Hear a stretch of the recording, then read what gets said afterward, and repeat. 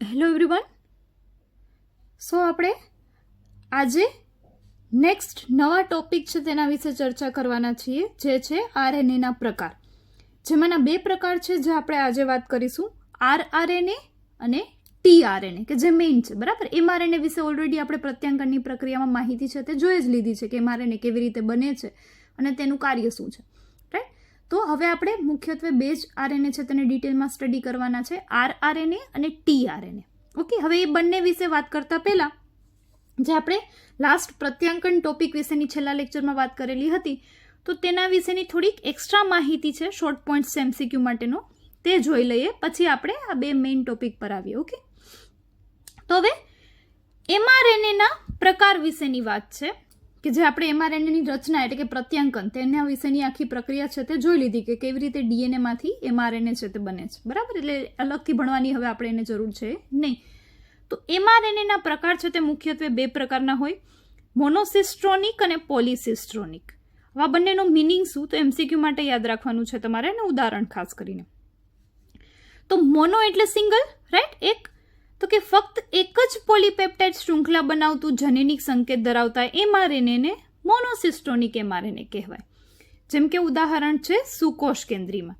તો સુકોષ કેન્દ્રી સજીવોમાં ડીએનએ છે તે ખૂબ મોટું છે, એટલે જનીનો છે તે ઘણા બધા આવેલા હોય છે.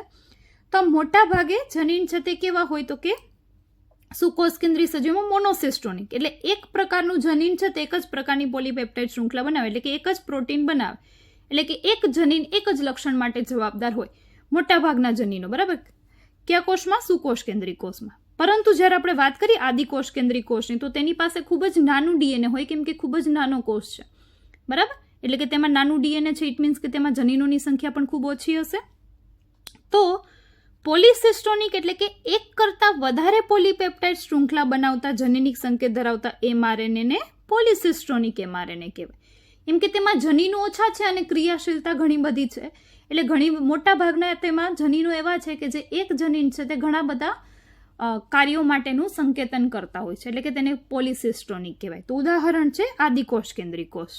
ઓકે, પોલિસિસ્ટોનિક એમઆરએનએમાં અર્થહીન સંકેતો મધ્યમાં જોવા મળે. તો પોલિસિસ્ટોનિક એટલે કે બેક્ટેરિયલ એમઆરએનએની આપણે જો વાત કરીએ તો તેમાં અર્થહીન સંકેતો છે તે સેન્ટર પાર્ટમાં આવેલા હોય, કે જે કોઈ પણ પ્રકારનું કોડ છે તે કરતા નથી, તે કોઈ પણ સંકેતન કરતા નથી. ક્લિયર? તો આ વાત થઈ એમઆરએનએના બે પ્રકારની, કે જે એમસીક્યુમાં બહુ ફ્રિકવન્ટલી કોમ્પિટિટિવ એક્ઝામમાં પૂછાતા હોય છે. તમે રેફરન્સ બુકમાં પણ ઘણી જગ્યાએ આવા એમસીક્યુઝ છે તે જોશો. તો યાદ રાખજો ઉદાહરણ, મોનોસિસ્ટોનિક સુકોષ કેન્દ્રી કોષમાં, જ્યારે પોલિસિસ્ટોનિક છે તે આદિકોષ કેન્દ્રી કોષમાં. ઓકે, હવે વાત કરીએ ન્યુક્લિયસિસ ઉત્સેચકની. તો ન્યુક્લિયસિસ ઉત્સેચક કોને કહેવાય, તો તે ન્યુક્લિક એસિડને તોડતા ઉત્સેચકો છે, જેને ન્યુક્લિયસિસ કહેવાય. જેના બે પ્રકાર હોય મુખ્યત્વે, એન્ડોન્યુક્લિયસિસ અને એક્ઝોન્યુક્લિયસિસ. એન્ડો છે કોને કહેવાય, તો કે તે ન્યુક્લિક એસિડને અંદરથી એટલે કે વચ્ચેના પાર્ટમાંથી તોડે, જ્યારે એક્ઝોન્યુક્લિયસિસ છે તે ન્યુક્લિક એસિડને એટલે કે ડીએનએ અને આરએનએને છેડા તરફથી એટલે કે લાસ્ટમાં એન્ડ તરફથી તોડે અને દરેક ન્યુક્લિયોટાઇડ્સને છૂટા પાડે. તો એન્ડો એટલે કે અંદર એટલે કે મધ્ય ભાગ, અને એક્ઝો એટલે કે બહાર છેડાનો ભાગ. ક્લિયર? તો આવા ન્યુક્લિક એસિડને કઈ જગ્યાએથી તોડે છે, ન્યુક્લિક એસિડ એટલે કે ડીએનએ અને આરએનએ, તો તેને કઈ જગ્યાએથી તોડે છે તે પ્રમાણે ન્યુક્લિક એસિડ ઉત્સેચકોના બે પ્રકાર હોય, એન્ડોન્યુક્લિયસિસ અને એક્ઝોન્યુક્લિયસિસ. ઓકે, તો આ વાત કરીએ આપણે થોડા એક્સ્ટ્રા પોઈન્ટ કે જે એમસીક્યુ રિલેટેડ છે. હવે આપણે આપણા આજના લેક્ચરના મેઇન ટોપિક પર આવીએ અને ચર્ચા કરીએ, તો તે છે આરએનએ. ઓકે, એટલે કે તેનું ફૂલ ફોર્મ છે રિબોન્યુક્લિક એસિડ.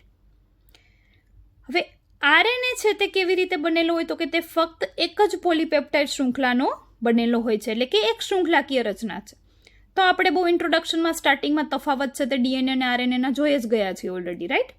અને તમને લોકોને ખ્યાલ જ છે 11th સ્ટાન્ડર્ડમાં, નાના સ્ટાન્ડર્ડથી તમે આ વસ્તુ છે તે ભણી ગયા છો કે ડીએનએ છે તે હંમેશા ડબલ શૃંખલામય રચના હોય, જ્યારે આરએનએ છે તે સિંગલ શૃંખલામય રચના હોય. પછી તે આરએનએનો ભલે કોઈ પણ પ્રકાર હોય. ઓકે, જેમાંનો હવે અપવાદની આપણે વાત કરીએ તો તે છે રિયો વાયરસ, કે જેમાં આરએનએ છે તે દ્વિશૃંખલાકીય હોય, તેમાં બેવડી શૃંખલા છે તે આવેલી હોય રિયો વાયરસમાં. ઓકે, હવે આરએનએના પ્રકાર પર જઈએ આપણે.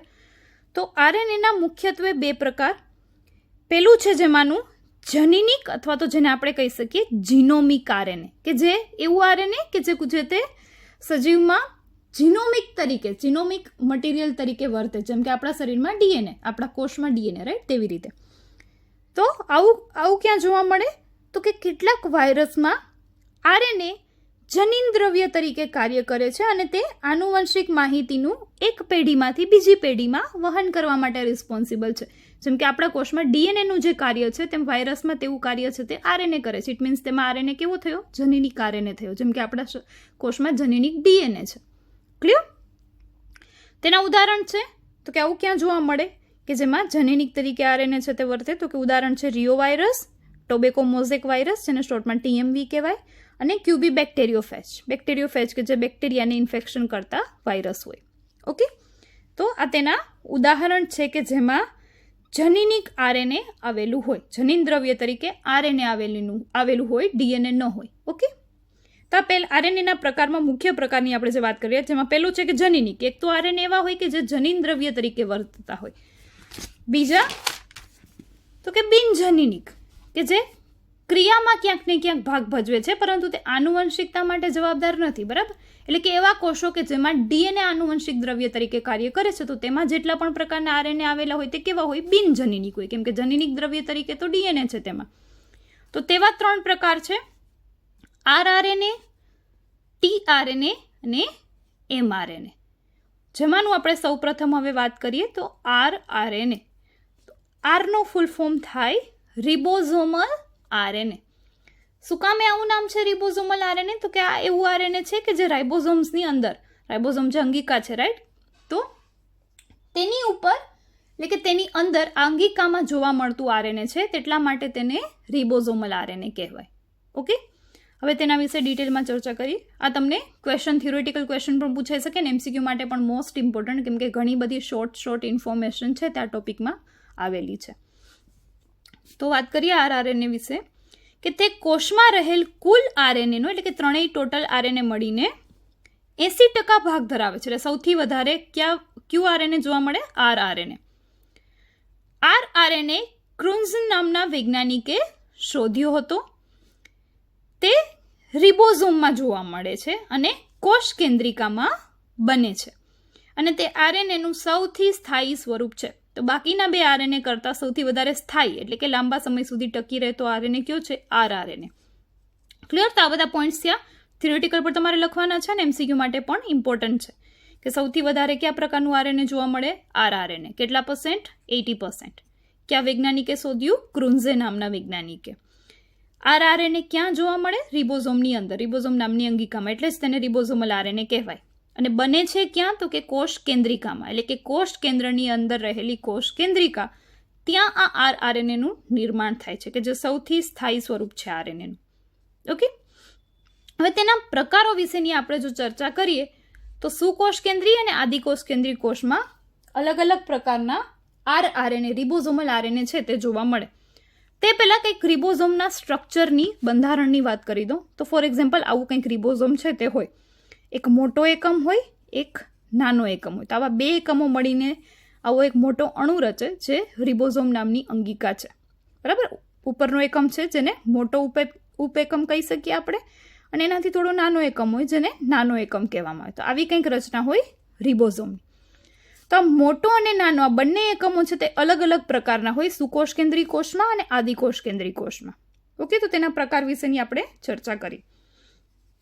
તો સુકોષ કેન્દ્રીય કોષની સૌપ્રથમ ચર્ચા કરીએ તો તેમાં 80S પ્રકારના રિબોઝોમ આવે. S છે સ્વેડબર્ગ યુનિટ. બરાબર? યુનિટ છે આ જેને સાયન્ટિસ્ટે શોધેલો હતો, તેટલા માટે તેમાં પ્રકારો છે. S લગાડવામાં આવે, સ્વેડબર્ગ યુનિટ. ઓકે, બીજું કાંઈ એસનું સિગ્નિફિકન્સ છે નહીં અત્યારે હાલ પૂરતું. તો સુકોષ કેન્દ્રીય કોષમાં 80S પ્રકારના રિબોઝોમ હોય, જ્યારે આદિકોષ કેન્દ્રીય કોષમાં 70S પ્રકારના રિબોઝોમ હોય. ક્લિયર? સુકોષ કેન્દ્રીય કોષમાં 10 વધારે છે, યાદ રાખવા માટે 80S, અને આદિકોષ કેન્દ્રીય કોષમાં નાના એટલે કે 70S હોય છે. હવે જો 80S પ્રકારના રિબોઝોમના ફરી પાછા 2 ભાગ પાડવામાં આવે, એટલે કે નાનો એકમ અને મોટો એકમ, આવી રીતની કંઈક 2 રચનાનો બનેલો હોય રિબોઝોમ. તો આ નાનો અને મોટો એકમ છે તે ક્યાં ક્યાં છે? તો કે 80Sના 2 પ્રકારની વાત કરીએ તો તેના ભાગ છે કંઈક આવી રીતે પડશે, 60S અને 40S. અહીં તમારે ટોટલ નથી કરવાનું, આ પ્રકારની વાત છે. એટલે 60 ને 40 ટોટલ કરવા જાઓ તો 100 થાય, પરંતુ અહીંયા આપણે લખીએ છીએ 80s. એટલે અહીં કોઈ એવી રીતની ટોટલની ગાણિતિક સ્વરૂપ તમારે દર્શાવવાનું નથી, આ જસ્ટ પ્રકારની વાત છે. ઓકે, એટલે આવા કન્ફ્યુઝનમાં ન પડતા અને ખોટું લોજિક પણ ન ચલાવતા કે 80s છે તો એના 2 પ્રકાર છે એટલે કંઈક એનું ટોટલ 80 થાય એવા હોવા જોઈએ, એવું નથી. ઓકે, 80sના 2 ભાગ પડશે, 60s એન્ડ 40s. જ્યારે 70s છે તેના 2 ભાગ પડશે, 50s અને 30s. તો બંનેમાં જો ટોટલ છે તે વધારે જ થાય, પણ અહીં આપણે ટોટલ નથી કરવાનો, આ જસ્ટ પ્રકાર છે. ઓકે, તે ખાસ ધ્યાનમાં રાખજો, તે મિસ્ટેક ન થાય. એટલે આપણે અહીં લખેલું છે ઉદાહરણમાં, રિબોઝોમ અણુમાં 60s પ્રકારનો મોટો ઉપએકમ હોય, જ્યારે 40s પ્રકારનો નાનો ઉપએકમ હોય. ક્લિયર?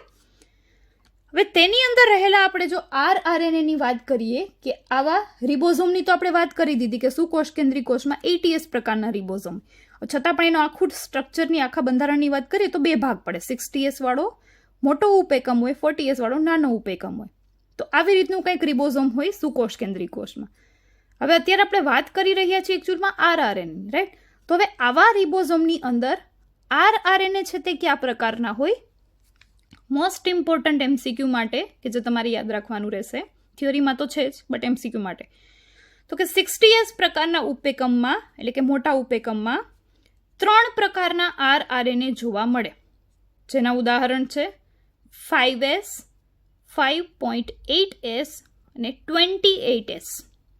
ઓકે, મોટા ઉપએકમમાં એટલે કે 60S ઉપએકમમાં આવા 3 પ્રકારના RNA જોવા મળે. જ્યારે 40S ઉપએકમ છે એટલે કે નાનો ઉપએકમ છે તેમાં ફક્ત એક જ પ્રકારનો RNA જોવા મળે, જેનો પ્રકાર છે 18S, 18S. તો આમ 80S રિબોઝોમમાં કુલ 4 પ્રકારના RNA છે તે હાજર હોય છે. તો અહીં તમે જોયું 60Sમાં 3 અને 40Sમાં 1, તો ટોટલ કેટલા થયા? 4. એટલે કે આખે આખો 80S પ્રકારનો જે રિબોઝોમ છે એટલે કે સુકોષ કેન્દ્રી કોષમાં આવેલો રિબોઝોમ છે તેમાં કુલ 4 પ્રકારના RNA જોવા મળે. તો MCQમાં તમને ઘણી રીતે પૂછાઈ શકે કે અલગ અલગ યુનિટમાં રહેલા RNAનું નામ, નંબર, અથવા તો 80Sમાં ટોટલ કેટલા પ્રકારના RNA જોવા મળે તેવું પણ પૂછી શકે, અથવા તો સુકોષ કેન્દ્રી કોષમાં RNAના પ્રકાર જણાવો તો પણ 4. ક્લિયર?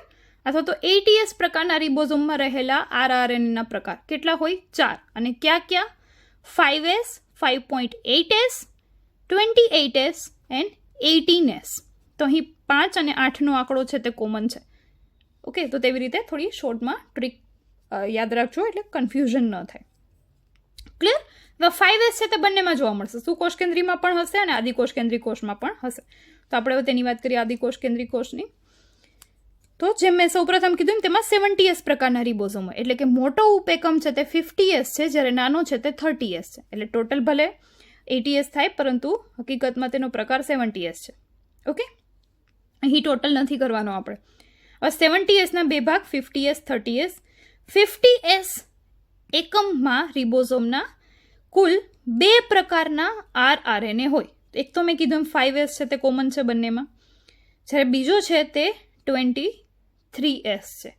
ઓકે, એટલે કે આ 20S કરતાં નાનો, કેમ કે 80S કરતાં 70S નાના પ્રકારના રિબોઝોમ છે. તો 5S અને 23S. ક્લિયર? આવા 2 જ પ્રકારના RNA છે તે મોટા ઉપએકમમાં જોવા મળે આદિકોષ કેન્દ્રી કોષમાં, જ્યારે આદિકોષ કેન્દ્રી કોષના નાના રિબોઝોમના ઉપએકમમાં એક જ પ્રકારનો RNA જોવા મળે, જે છે 16S. ઓકે, જેમ સુકોષ કેન્દ્રી કોષમાં પણ 40S એટલે કે નાના એકમમાં એક જ પ્રકારનો RNA હતો જે હતો 18S, તો તેના કરતાં પણ ઓછું. એટલે 80S કરતાં બધા જ RNA છે તેની સંખ્યા છે તે હંમેશા ઓછી હશે, એટલે કે આદિકોષ કેન્દ્રીમાં સંખ્યા છે તે ઓછી હશે. તો આમ આપણે એવું કહી શકીએ કે આથી 70S રિબોઝોમમાં કુલ 3 પ્રકારના RNA છે. ક્લિયર? જ્યારે આદિકોષ કેન્દ્રી સુકોષ કેન્દ્રી કોષમાં 4 પ્રકારના RNA હતા, એટલે કે રિબોઝોમલ RNA હતા, જ્યારે 70S રિબોઝોમ એટલે કે આદિકોષ કેન્દ્રી કોષમાં કુલ 3 પ્રકારના RNA જોવા મળે છે.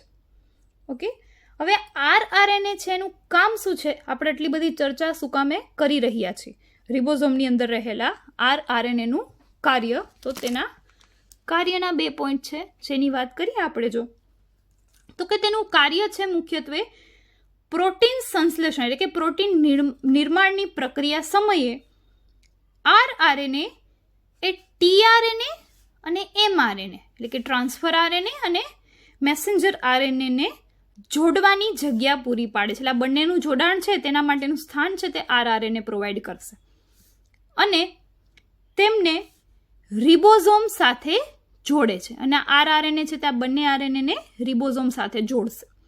ઓકે, તે ટીઆરએનએને રિબોઝોમના મોટા ઉપેકમો સાથે જોડે છે અને એમઆરએનએને રિબોઝોમના નાના ઉપેકમો સાથે જોડે છે. ક્લિયર? તો આવી રીતે આખું એક મોટું કોમ્પ્લેક્સ બનશે કે જે પ્રોટીન નિર્માણની પ્રક્રિયામાં જોડાયેલું હશે. આપણે હકીકતમાં બધા આરએનએના પ્રકાર એટલે જ અત્યારે જોઈ રહ્યા છીએ કેમ કે હવે આપણે જે છેલ્લી પ્રોસેસ જોવાની છે, મેઇન પ્રોસેસ છે તે સેન્ટ્રલ ડોગમાની છેલ્લી પ્રોસેસ તે છે પ્રોટીન સંશ્લેષણ. બરાબર, જેને ઇંગ્લિશમાં ટ્રાન્સલેશન કહેવાય અથવા તો ગુજરાતીમાં ભાષાંતરણની પ્રક્રિયા એટલે કે પ્રોટીન બનવાની પ્રક્રિયા. તો પ્રોટીન બનવાની પ્રક્રિયાનું વર્ણન કરતા પહેલાં આપણે તેમાં યુઝ થતી બધી મશીનરી વિશે પણ જાણકારી મેળવવી પડે, જેમાંની એક અત્યારે આપણે જોઈ રહ્યા છીએ આરઆરએનએ. તો આરઆરએનએ મુખ્ય એટલે છે કે તે બધી મશીનરીને એકબીજા સાથે જોડવા માટેની જગ્યા એટલે કે પ્લેસ પૂરી પાડશે. તો તે ટીઆરએનએ અને એમઆરએનએ આ બંનેને રિબોઝોમ સાથે જોડવા માટે વ્યવસ્થિત જગ્યા આપશે કે જેથી જોડાણ થઈ અને તે ત્યાં વ્યવસ્થિત ગોઠવાઈ શકે. ઓકે, આમ પ્રોટીન સંશ્લેષણમાં આરઆરએનએનો પણ મહત્વનો રોલ હોય છે. ક્લિયર? ત્યારબાદ આપણે વાત કરીએ બીજા પ્રકારના આરએનએની કે જે છે ટીઆરએનએ. ઓકે, સો ટીઆરએનએ મતલબ ટ્રાન્સફર આરએનએ, બીજો પ્રકાર આરએનએનો. હવે તેની આપણે પહેલાં તો ઇન્ટ્રોડક્શનની વાત કરીએ તો તે કુલ આરએનએના 10 થી 15% છે તે ભાગ ધરાવે છે. હવે તે ડીએનએના માધ્યમથી કોષ કેન્દ્રમાં સંશ્લેષિત થાય છે. એટલે ઓબ્વિયસલી ડીએનએમાંથી જ બનશે, ડીએનએની શૃંખલામાંથી જ. અને કઈ જગ્યાએ? કોષ કેન્દ્રમાં. આપણે આરઆરએનએની વાત કરી હતી જે બનતો હતો કોષ કેન્દ્રિકામાં, જ્યારે ટીઆરએનએ છે તે બનશે કોષ કેન્દ્રમાં. ઠીક છે? તે દ્રાવ્ય એટલે કે સોલ્યુબલ આરએનએ તરીકે પણ ઓળખાય છે, જેને એસઆરએનએ પણ કહેવાય. ઓકે, તો આ ટીઆરએનએ છે તેને જ એસઆરએનએ પણ કહેવાય. શું કામે? કેમ કે તે દ્રાવ્ય થઈ શકે એટલા માટે દ્રાવ્ય આરએનએ તરીકે પણ તે ઓળખાય છે. તે બધા આરએનએમાં નાનામાં નાનો આરએનએ છે અને તેને એડપ્ટર આરએનએ તરીકે પણ ઓળખાય. તે કંઈક જોડાણ કરાવે એટલે તેને એડપ્ટર પણ કહેવાય. કોનું જોડાણ તે આપણે હમણાં કાર્ય દ્વારા સમજશું જ, પરંતુ અત્યારે બે નામ તેના યાદ રાખો ટીઆરએનએના, એક એસઆરએનએ અથવા તો દ્રાવ્ય આરએનએ અને એડપ્ટર આરએનએ. ઓકે, તો એમસીક્યુ માટે યાદ રાખવાનું રહેશે. ઓબ્વિયસલી થિયરીમાં તો લખવાનું છે પણ એમસીક્યુ માટે પણ યાદ રાખવાનું રહેશે. હવે તેના આપણે કાર્યની વાત કરીએ તો ટીઆરએનએ છે તે કામ શું કરે છે? તો તે પ્રોટીન સંશ્લેષણની પ્રક્રિયા સમયે એમિનો એસિડના અણુનું વહન કરવાનું કાર્ય કરે. ટ્રાન્સફર એટલે જ તેનું નામ ટ્રાન્સફર આરએનએ છે. તે ટ્રાન્સફર કરશે એટલે કે ટ્રાન્સપોર્ટ, વસ્તુ લઈ આવી અને મૂકી આવવી. બરાબર? તો અહીં કઈ વસ્તુ? તો કે એમિનો એસિડ. તો તમને ખ્યાલ જ છે કે પ્રોટીન કેવી રીતે બને? તો કે આવા એમિનો એસિડના ઘણા બધા અણુઓ એકસાથે લાઇનમાં જોડાય અને જે આખી શૃંખલા બનાવે તેને જ આપણે પ્રોટીન કહીએ છીએ. રાઈટ? તો આવા એમિનો એસિડને લઈ આવવાનું કોષરસમાંથી કામ કોણ કરશે? ટીઆરએનએ. એટલે જ તેને ટ્રાન્સફર આરએનએ કહેવાય. ક્લિયર? તો હવે આપણે બંધારણની ચર્ચા કરીએ તો કંઈક આવી રીતના જે બ્લુ કલરમાં બતાવેલા છે શૃંખલા છે તે ગળીમય રીતે ગોઠવાયેલી છે, સરખાએ બંધારણ છે તે કંઈક આવી રીતનું જોવા મળે કેમ કે જોડાણ થઈ શકે એટલા માટે આ શૃંખલા છે તે વળેલી હોય થોડી. તો આ છે ટીઆરએનએનું બંધારણ. હવે તે ક્યાં જોડાશે? તો કે આ એમઆરએનએ હોય તેની ઉપર સ્પેસિફિક ટીઆરએનએ આવશે. કેવી રીતે સ્પેસિફિક? તો કે ટીઆરએનએની પહેલાં તો રચનાની આપણે વાત કરીએ તો તેમાં છેલ્લે પ્રતિસંકેત છે તે આવેલા હોય. હમણાં આપણે ડિટેલમાં ચર્ચા કરશું તેના બંધારણની, પરંતુ અહીં અત્યારે કેવી રીતે પ્રોસેસ થાય તે થોડી શોર્ટમાં સમજી લ્યો. તો કે એમઆરએનએ હશે, સ્વાભાવિક છે એમઆરએનએ ઉપર કંઈક કોડ હશે. બરાબર? એયુજીસી એવી રીતની કંઈક ન્યુક્લિયોટાઇડની શૃંખલા હશે. તો તમને ખબર છે કે એમિનો એસિડ છે તે ત્રિઅંકી સંકેત છે, જે નેક્સ્ટ લેક્ચરમાં આપણે ડિટેલમાં પાછી ચર્ચા કરશું, પરંતુ આ તમે 11th સ્ટાન્ડર્ડના બાયોમોલેક્યુલ્સ ચેપ્ટરમાં એટલે કે જૈવિક અણુઓ 9th ચેપ્ટરમાં પણ ભણી ગયા હશો. ઓકે, તો ત્રિઅંકી સંકેત છે તે એમિનો એસિડના હોય. તો આવા એમઆરએનએ ઉપર ત્રણ કોડ છે તેને ઓળખી અને તેની સામેના એટલે કે પ્રતિસંકેત ધરાવતું ટીઆરએનએ છે તે આવશે. તો એનો મતલબ જેટલા એમિનો એસિડ છે તેટલા પ્રકારના ટીઆરએનએ પણ હશે. દરેક એમિનો એસિડ માટેનો સ્પેસિફિક ટીઆરએનએ હોય, એટલે કે 20 પ્રકારના મેઇન એમિનો એસિડ છે તો 20 પ્રકારના ટીઆરએનએ પણ હોય. તો ફોર એક્ઝામ્પલ સિરીન એમિનો એસિડ માટેનો અહીં એમઆરએનએ ઉપર કોડ છે. એટલે માની લો કે એમઆરએનએ પર કોડ છે AGU, આવો કંઈક સંકેત છે. ઓકે, તો ટીઆરએનએમાં આનાથી કંઈક ઓપોઝિટ હોવું જોઈએ, એટલે કે એની સામે યુ, જીની સામે સી અને યુની સામે એ. તો આવો UCA કોડ ધરાવતો ટીઆરએનએ છે તે આવશે. અને આ ટીઆરએનએ સંકેત પ્રતિસંકેત જે ધરાવે છે તે કોના માટેનો છે? સિરીન એમિનો એસિડ, એટલે કે સિરીન પ્રકારનો એમિનો એસિડ આવશે. ક્લિયર? હવે આવી જ રીતે બાજુમાં કોઈક બીજો સંકેત હશે. એટલે ફોર એક્ઝામ્પલ આપણે અહીં થોડો દૂર બતાવેલો છે, જસ્ટ ડાયાગ્રામ સરખી ડ્રો થાય એટલા માટે. તો ફોર એક્ઝામ્પલ UAC આવો કંઈક એમઆરએનએ પર કોડ છે, તો તેનો પ્રતિસંકેત ટીઆરએનએમાં શું થશે? AUG. તો AUG કોડ છે તે કોના માટેનો છે? તો કે તે ટાયરોસિન પ્રકારના એમિનો એસિડનો છે. તો આવું ટીઆરએનએ છે તે ટાયરોસિનને લઈ આવશે. ક્લિયર? તો આમ અલગ અલગ પ્રકારના ટીઆરએનએ છે તે એમઆરએનએ પરના કોડ ઓળખશે અને તેના પ્રતિસંકેત આધારિત ટીઆરએનએ આવશે કે જે પોતાની સાથે સ્પેસિફિક એમિનો એસિડને પણ લેતા આવશે કોષરસમાંથી.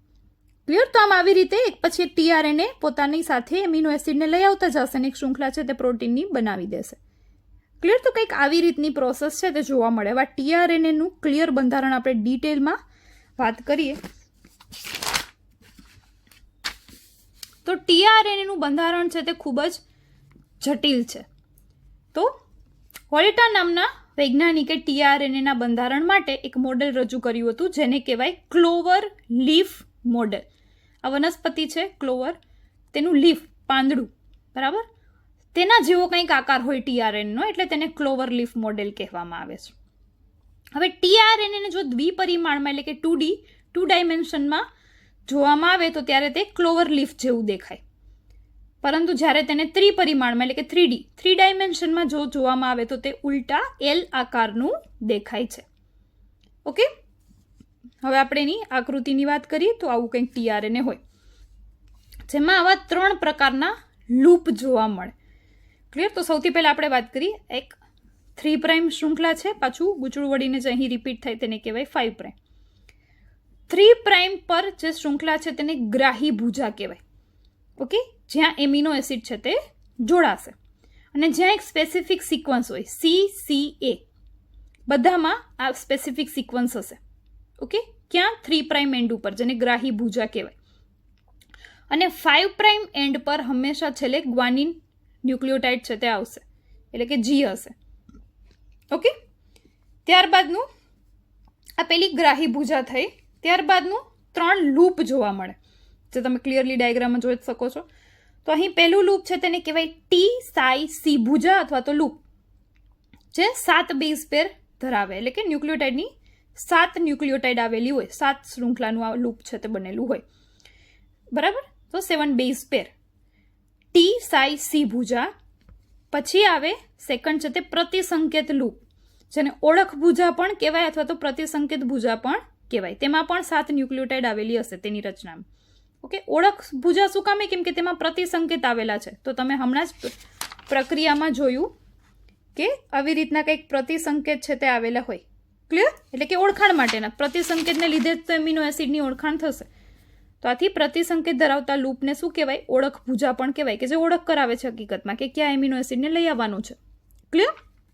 અને ત્રીજું લૂપ હોય DHU લૂપ, કે જે 8 થી 12 બેઝ પેરનું બનેલું હોય. ક્લિયર? તો આ કઈ રચના છે? ક્લોવર લીફ મોડેલ છે.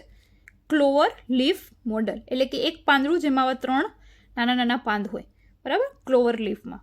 તો આવી રીતની કંઈક રચના છે તે ટીઆરએનએની જોવા મળે. તો અહીં ખાસ યાદ રાખવું છે 3' ગ્રાહી ભુજા પણ એમિનો એસિડ જોડાશે અને જ્યારે પ્રતિસંકેત લૂપમાં સંકેતન હશે એમિનો એસિડ માટેના કયા પ્રકારનું એમિનો એસિડ લઈ આવવાનું છે. ઓકે, આ ત્રણેય લૂપ વિશે આપણે ડિટેલમાં હમણાં જોઈએ થિયોરિટિકલ પોર્શન માટે, કેમ કે તમારે થિયરીમાં ક્વેશ્ચન પૂછાય તો પણ લખવાનું રહેશે. એટલે ચર્ચા કરી કે કેવી રીતે આ લૂપ્સ છે અલગ અલગ તે કાર્ય કરે છે, પરંતુ ડાયાગ્રામ અત્યારે તમને હોપ કે ક્લિયર થઈ ગઈ હશે. અહીં તમને મેં શોર્ટમાં સમજાય એટલા માટે બતાવેલું છે કે એમઆરએનએ પર આવી રીતના કંઈક સંકેત હોય અને આ પ્રતિસંકેત લૂપ છે તેમાં તેના વિરોધી ઓપોઝિટ છે તે પ્રતિસંકેત આવેલા હોય કે જે ટીઆરએનએમાં હશે અને તેના આધારે અહીં ગ્રાહી ભુજા પર 3' પર એમિનો એસિડ છે તે જોડાશે. ઓકે, તો હવે આપણે થિયરીની વાત કરીએ. તો ક્લોવર લીફ મોડેલ વિશેની ખાસ ચર્ચા કરીએ. તમને આ ક્વેશ્ચન છે તેવી રીતે પણ પૂછાઈ શકે કે tRNA નું ક્લોવર લીફ મોડેલ સમજાવો, અથવા તો ક્લોવર લીફ મોડેલ પર ચર્ચા કરો, બરાબર, અથવા તો તમે tRNA નો રોલ એટલે કે તેનો ભાગ છે તે પ્રોટીન સંશ્લેષણમાં કેવી રીતે ભજવે છે તેની માહિતી આપો અથવા તો સમજાવો. ક્લિયર? તો tRNA વિશે તમારે ઇનશોર્ટ માહિતી આપવાની રહેશે. શરૂઆતમાં આપણે થોડાક ઇન્ટ્રોડક્ટરી પોઈન્ટ્સ જોયા, પછી તેના મોડેલ વિશેની ચર્ચા કરી રહ્યા છીએ અત્યારે આપણે. તો tRNA ના 3' છેડા પર 3 ન્યુક્લિયોટાઇડ ચોક્કસ ક્રમમાં ગોઠવાયેલ હોય છે, જે CCA છે. તો આકૃતિમાં તમને મેં પહેલા જ બતાવી દીધી, CCA આવી કંઈક ન્યુક્લિયોટાઇડ આવેલી હશે. ઓકે, ત્યારબાદ દરેક 5' છેડા એટલે કે અંતિમ છેડા પાસે G ગ્વાનિન હોય છે. તે પણ આપણે અહીં આકૃતિમાં જોયું કે 5' પાસે હંમેશા G છે તે આવેલું હશે. હવે tRNA છે તે એમિનો એસિડના અણુઓને તેના ગ્રાહી બિંદુએ સ્વીકારે છે, એટલે કે 3' ગ્રાહી ભુજાએ ત્યાં ઉપર ટોપ પર એમિનો એસિડ આવીને જોડાશે. અને કેવી રીતે જોડાશે? તો કે એમિનો એસિડ તેના COOH સમૂહ દ્વારા 3' છેડા સાથે જોડાય છે. ઓકે, તો તેના કાર્બોક્સિલ સમૂહ સાથે તે ત્યાં જોડાશે. એટલે એમિનો એસિડ પણ કેવી રીતે જોડાશે? તો એમિનો એસિડની રચનાથી પણ તમે માહિતગાર હશો જ કે કેવી રીતે એમિનો એસિડના અણુની રચના હોય, જેની આપણે એમિનો એસિડના સંકેતનમાં નેક્સ્ટ લેક્ચરમાં ચર્ચા કરીશું. ક્લિયર? તો તેના સમૂહ દ્વારા જોડાશે. ક્યાં? 3' છેડા સાથે. પ્રાઇમ છે તે ખાસ યાદ રાખવાના છે કે કયા છેડા પર કોણ જોડાય છે. તો tRNA ના 3' છેડા સાથે જ હંમેશા એમિનો એસિડ છે તે જોડાશે. ઓકે, હવે એના 3 લૂપ્સ છે જે આપણે આકૃતિમાં જોયા, તેની થિયોરિટિકલ ચર્ચા કરીએ.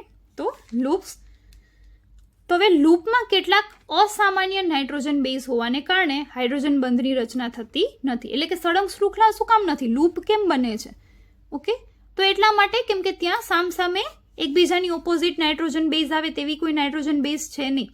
એટલે કે એકબીજાની સામસામેની શૃંખલા જેમ બનાવવી જોઈએ તેવી બનાવતું નથી, એટલે ત્યાં કંઈક લૂપ જેવી રચના થઈ જાય છે. ઓકે, એટલા માટે જ આવો કંઈક આકાર છે. તો આવી કઈ અસામાન્ય નાઇટ્રોજન બેઝ છે, એટલે કે નોર્મલ ATGC અથવા તો AUGC કરતાં અલગ કઈ છે?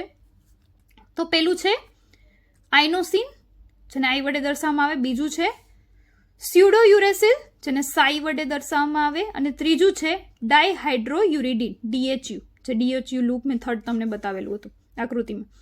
તો આવી કંઈક 3 પ્રકારની અસામાન્ય એટલે કે અલગ નાઇટ્રોજન બેઝ છે કે જે બાકી બધી કરતાં અલગ પડે છે અને તેની સામે ઓપોઝિટ કોઈ જોડાણ માટે હોતી નથી. એટલે tRNA ની એવી જગ્યાએ કે જ્યાં આવી નાઇટ્રોજન બેઝ આવેલી હોય ત્યાં લૂપ બની જાય છે, કેમ કે તે સામસામે જોડાણ દર્શાવતી નથી.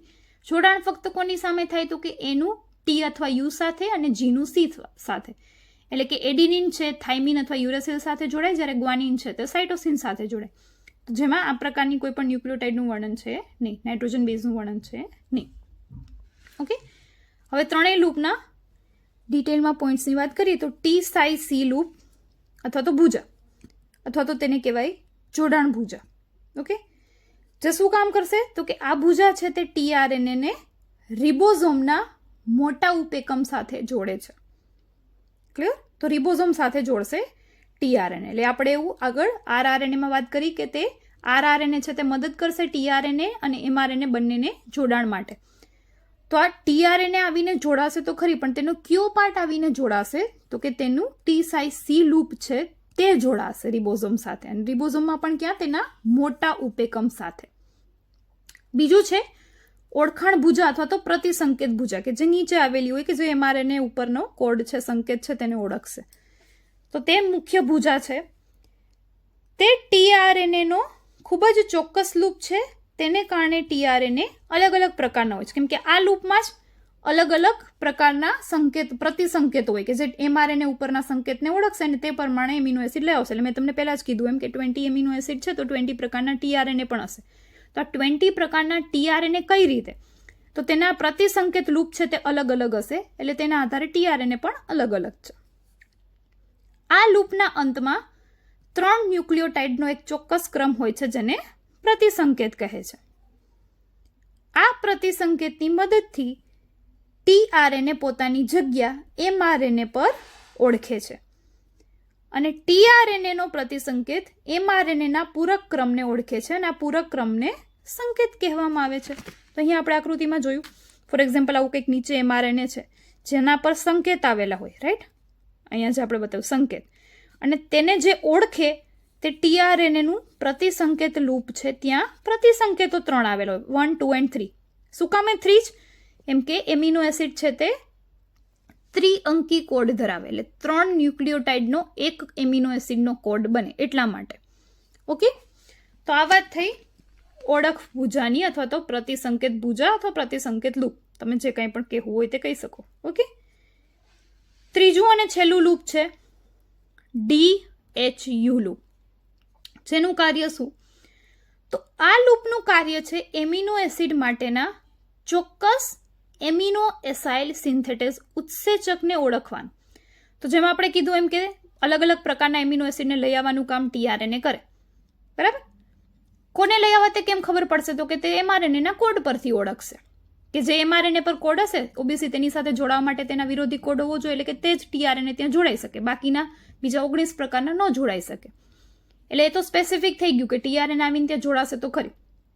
પરંતુ આ એ ટીઆરએનએ કેવી રીતે ખબર પડે કે મારે કોષ્ટસમાંથી કયા પ્રકારનો એમિનો એસિડ લેવો? તો તેની ઓળખાણ છે તે તેને આ ઉત્સેચક કરાવશે, જે છે એમિનો એસાઇલ સિન્થેટેઝ ઉત્સેચક. હવે 20 પ્રકારના એમિનો એસિડ માટે આવા 20 પ્રકારના ઉત્સેચકો હોય છે. આ ઉત્સેચક એમિનો એસિડને ઓળખી કાર્યરત કર્યા પછી ટીઆરએનએના 3' છેડા સાથે જોડી દેશે, અને પછી તે ટીઆરએનએ આવીને ક્યાં જોડાશે? એમઆરએનએ પર. ક્લિયર? તો આમ ટીઆરએનએ પર એમિનો એસિડ ઓળખવાનું કાર્ય છે તે એમિનો એસાઇલ સિન્થેટેઝ ઉત્સેચક કરશે. અને ઉત્સેચક ક્યાં આવેલો છે? તો કે ટીઆરએનએના DHU લૂપમાં. તો આમ ટીઆરએનએના 3 લૂપ, ટી-સાઈ-સી લૂપ કે જે રિબોઝોમના મોટા ઉપએકમ સાથે જોડાશે, ઓળખ ભુજા કે જે એમઆરએનએનો સંકેત છે તે ઓળખશે, અને DHU લૂપ કે જે એમિનો એસિડને કોષરસમાંથી લઈ આવવાનું અને તેને એક્ટિવ કરવાનું એટલે કે ક્રિયાશીલ કરવાનું કામ કરશે. તો આમ ટીઆરએનએ છે તેના 3 લૂપ છે તે ઇમ્પોર્ટન્ટ છે. ક્લિયર? એક વધારાનું લૂપ હોય, અહીંયા આકૃતિમાં દર્શાવેલું છે વેરિયેબલ લૂપ, જેનું કોઈ એજ સચ ક્રિયાશીલતા નથી પરંતુ તે આવેલું છે. ક્લિયર? તો અત્યારે આપણે તેની વેરિયેબલ લૂપની અહીં કોઈ ચર્ચા કરવાની છે નહીં, પરંતુ તે ત્યાં આવેલું, એટલે આવી ડોટેડ લાઇનમાં સ્મોલ દર્શાવેલું છે, જે મેઇન નથી. મેઇનના 3 લૂપ જ છે. તો આ વાત કરીએ આપણે ક્લોવર લીફ મોડેલની ટીઆરએનએના. ક્લિયર?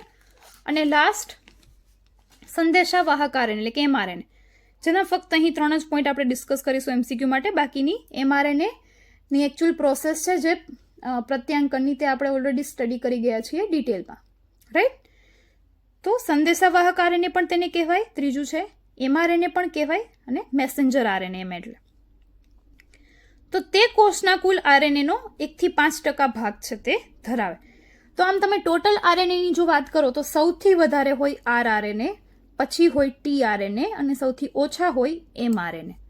તો કુલ 3 પ્રકારના આરએનએમાંથી સૌથી ઓછા હશે એમઆરએનએ. હવે એમઆરએનએ તેવું નામ છે તે જેકોબ અને મોનાર્ડ દ્વારા આપવામાં આવ્યું હતું. તે બધા જ આરએનએમાં સૌથી ઓછો સ્થિર છે અને પ્રત્યાંકનની ક્રિયા દ્વારા ડીએનએમાંથી કોષ કેન્દ્રમાં તેનું નિર્માણ થાય છે. ક્લિયર? જેની માહિતી તમને છે જ આપણે પ્રત્યાંકનમાં ભણી જ ગયા છીએ કે કેવી રીતે ડીએનએની શૃંખલા એટલે કે જનીનની શૃંખલા છે તે આરએનએનું નિર્માણ કરે, એમઆરએનએનું નિર્માણ કરે. ક્લિયર? તો આમ પ્રત્યાંકનની પ્રોસેસ દ્વારા એમઆરએનએ છે તેનું નિર્માણ થશે ડીએનએમાંથી, અને કઈ જગ્યાએ? કોષ કેન્દ્રમાં. ક્લિયર? તો અહીં આપણે 3 પ્રકારના આજે આરએનએની ચર્ચા કરી, ટીઆરએનએ, આરઆરએનએ અને એમઆરએનએ. થિયોરેટિકલ પોઈન્ટની પણ ચર્ચા કરી ને એમસીક્યુ રિલેટેડ પોઈન્ટ્સની પણ ચર્ચા કરી. તો આજે આપણો આરએનએના પ્રકારનો જે ટોપિક છે તે પૂરો થયો. નેક્સ્ટ લેક્ચરમાં નેક્સ્ટ ન્યૂ ટોપિકની ચર્ચા છે તે આપણે કરીશું. Okay, thank you.